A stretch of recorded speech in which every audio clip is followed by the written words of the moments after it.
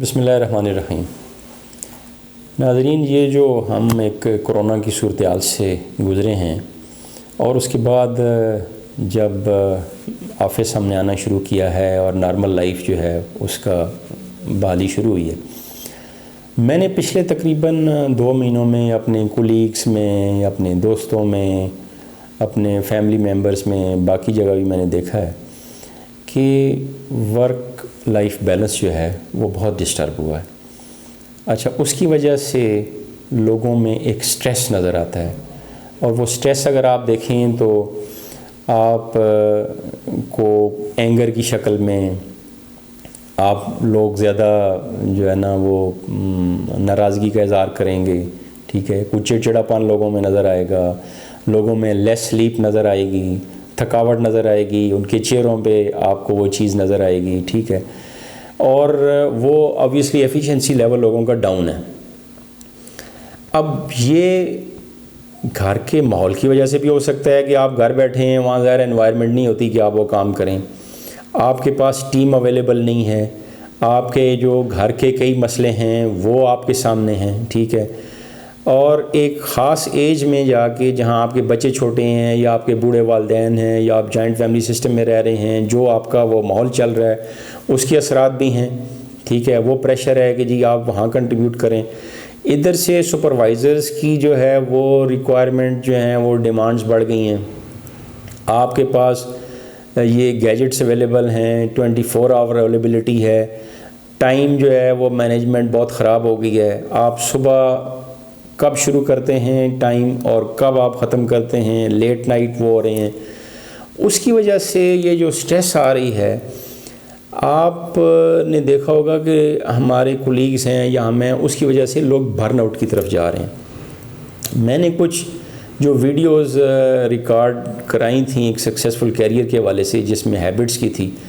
Habits में आप बहुत बड़ा लिटरेचर इसमें आपको मिलेगा, जिसमें आप देखेंगे जो हार्ड वर्कर लोग होते हैं, जो मेहनत करने वाले लोग होते हैं, जो काम करने वाले लोग होते हैं, जिनके कुछ टारगेट्स होते हैं लाइफ में, एम्बिशियस होते हैं वो, उसमें आप देखेंगे कि उनकी लाइफ में ऐसी सिचुएशन आ जाती है कि जब उनको उस तरह के रिज़ल्ट नहीं मिल रहे होते या वो ज़्यादा एक्सर्ट कर रहे होते हैं अपने आप को, तो वहाँ एक सिचुएशन आ जाती है जब वो स्ट्रेस में चले जाते हैं। तो वो जो स्ट्रेस में जाना होता है, दैट इज़ कॉल्ड बर्नआउट, ठीक है। अब वो जो बर्नआउट होता है उसका हर केस में देखना होता है कि इसके काजेज़ क्या हैं। यूजुअली काजेज़ क्या होते हैं, लेस स्लीप की वजह से हो रहा होता है।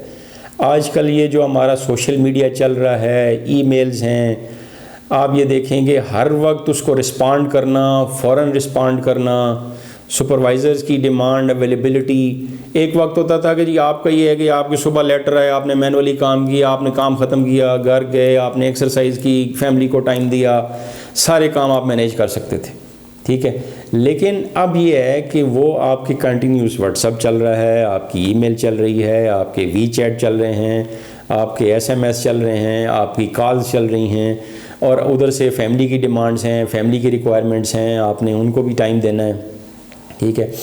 तो अब इन सारी चीज़ों की वजह से आपके लिए टाइम मैनेजमेंट बहुत मुश्किल हो गई है, and that is actually causing the stress, और वो आपको बर्नआउट की तरफ लेके जा रहा होता है।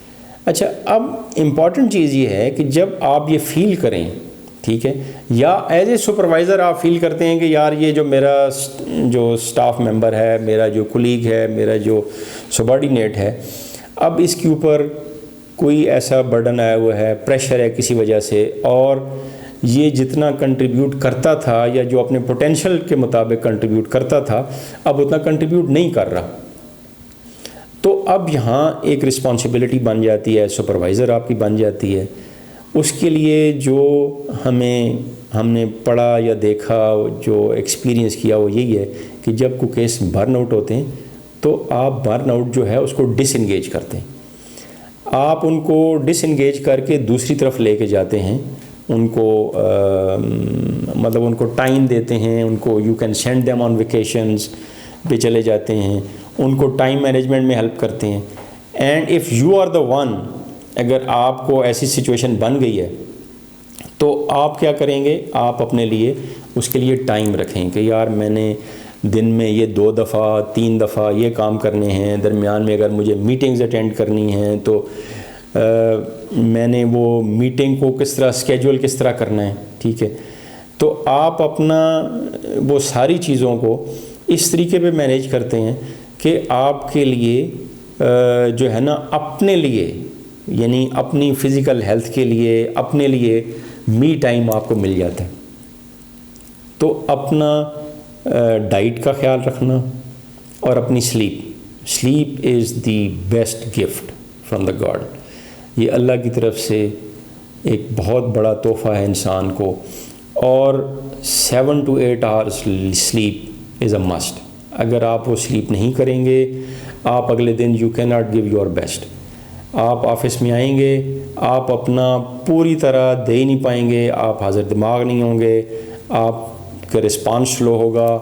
आप जो अपने दिमाग में टाइमली एनालिसिस करके जो आपका रिस्पांस टाइम है ज़ाहिर है वो आप नहीं कर पाएंगे, तो वो आप का हाजिर दिमागी हो ही नहीं सकती। तो अगर आपने हाजिर दिमागी रखनी है तो इस स्ट्रेस से आपने बचना है। और अगर खुदा न खास्ता आप ऐसी चीज़ में चले गए हैं तो टेक योर टाइम आउट, ठीक है। कोई क़यामत नहीं आ जाएगी, कोई तूफ़ान नहीं आ जाएगा। इसमें एक और चीज़ भी ये होती है कि आप डेलीगेशन नहीं कर रहे होते। और डेलीगेशन बाज़ दफ़ा क्या होता है कि हमारे अपने सबॉर्डिनेट्स अपवर्ड डेलीगेशन कर रहे होते हैं, ठीक है। और कोई अपना काम या बॉस नहीं कर रहा या सबॉर्डिनेट या कोलीग नहीं कर रहे, और आप जो है ना उसमें कि यार ये मुझे ना ये करना है, और फिर आप परफेक्शनिस्ट होते हैं, आप चाहते हैं कि नहीं ये सही नहीं करेगा, उसको आप नहीं देते। लेकिन वो सीखेगा कैसे? अगर आप उसको काम नहीं देंगे, उसको स्पेस नहीं देंगे, वो भी सीख नहीं पाएंगे और ये कंटिन्यूस प्रेशर आपके ऊपर रहेगा। तो आपको लोगों को स्पेस भी देनी होगी, लोगों को प्रॉपर डेलीगेट करना होगा, उनकी ट्रेनिंग भी हो पाएगी और आपका बर्डन कम हो पाएगा। ईमेलों को आप मैनेजमेंट करना सीखें, सोशल मीडिया को मैनेज करना सीखें, वर्क लाइफ बैलेंस जो है वो अगर क्रिएट करें, ठीक है, तो आप इस चीज़ से बच सकते हैं।